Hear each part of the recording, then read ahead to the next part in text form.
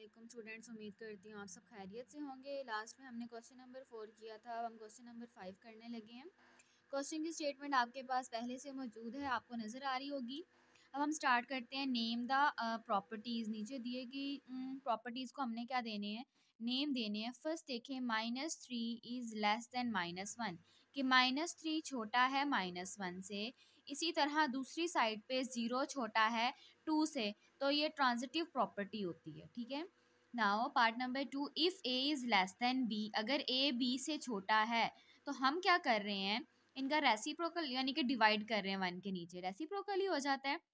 1 को ए के नीचे डिवाइड किया, इसी तरह 1 को बी के नीचे। तो हमें पता है कि किसी भी नंबर को 1 के नीचे डिवाइड करें तो वो हमारे पास अपने छोटे से बड़े में कन्वर्ट हो जाते हैं। ठीक है। इसीलिए ये इनइक्वालिटी का एरो क्या हो गया, चेंज हो गया हमारे पास। तो ये कौन सी प्रॉपर्टी थी, reciprocal property. If A is less than B, ठीक है, अगर ए बी से छोटा है, अगर हम लोग ए में कोई नंबर ऐड कर रहे हैं और इसी तरह वही नंबर बी में ऐड कर रहे हैं, तो हमारी प्रॉपर्टी पे कोई इफेक्ट नहीं पड़ा, हमारा साइन चेंज नहीं हुआ इनइक्वालिटी का। तो इसे हम कहेंगे एडिटिव प्रॉपर्टी, कि कोई नंबर ऐड करने से हमारे इनइक्वालिटी को कोई चेंज नहीं आया, उसे कोई फर्क नहीं पड़ा। उसके बाद है part number 4, if A C is less than B C, यानी कि अगर ए से एक नंबर सी मल्टीप्लाई हो रहा है तो दूसरी साइड पे भी ए से सी मल्टीप्लाई हो रहा है। अब देखें वो क्या कह रहे हैं कि सी की वैल्यू बड़ी है ज़ीरो से बड़ी है, तो हमारे पास हमारी इनइक्वालिटी चेंज नहीं होगी। अगर हम सी को दोनों साइड से कट भी कर देंगे, कैंसिल करवा देंगे, तो हमारे पास इनइक्वालिटी चेंज नहीं होगी, क्योंकि ज़ीरो से बड़ी वैल्यूज हमेशा पॉजिटिव होती हैं और कोई भी पॉजिटिव नंबर किसी भी नंबर से मल्टीप्लाई हो तो वो अपने आप को चेंज नहीं करता। ठीक है। तो इसीलिए ये हमारे पास मल्टीप्लिकेटिव प्रॉपर्टी थी।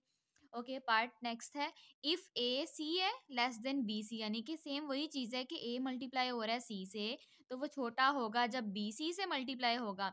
लेकिन यहाँ पे रीज़न चेंज हो गई है कि सी की वैल्यू छोटी होगी ज़ीरो से। अब ज़ीरो से छोटे नंबर हमेशा माइनस में आते हैं। हम क्या कहते हैं, अगर मैं हम लोग कोई भी नंबर माइनस का किसी भी नंबर से मल्टीप्लाई करवाएं तो वो चेंज हो जाता है। जैसे हम कहते हैं ए की वैल्यू अगर 2 थी, ठीक है, तो हमने क्या किया, हम यहाँ पे लेकर चल रहे हैं, हमारे पास ए की वैल्यू है 2, बी की वैल्यू है 3, सी की वैल्यू 0 से छोटी है तो हम -1 ले लेते हैं। ठीक है। वहां लिखा हुआ है कि ए सी छोटा है बी सी से। अब देखें, ए की वैल्यू 2 है और सी की वैल्यू -1, इसी तरह बी की वैल्यू 3, सी की वैल्यू -1। पुटिंग करवाते हैं इनको, -2, ठीक है, ये एरो चेंज हो गया और ये -3 बना। क्यों चेंज हुआ एरो, क्योंकि माइनस मल्टीप्लाई हो रहा है। जब भी इनइक्वालिटी पे माइनस मल्टीप्लाई होता है या डिवाइड होता है तो इनइक्वालिटी अपना साइन चेंज कर देती है। अगर वो लेस है तो वो ग्रेटर हो जाती है, अगर वो ग्रेटर है तो वो लेस हो जाती है। देखें, -2 बड़ा होगा -3 से, अगर हम एरो चेंज नहीं करेंगे तो वो स्टेटमेंट फॉल्स हो जाएगी।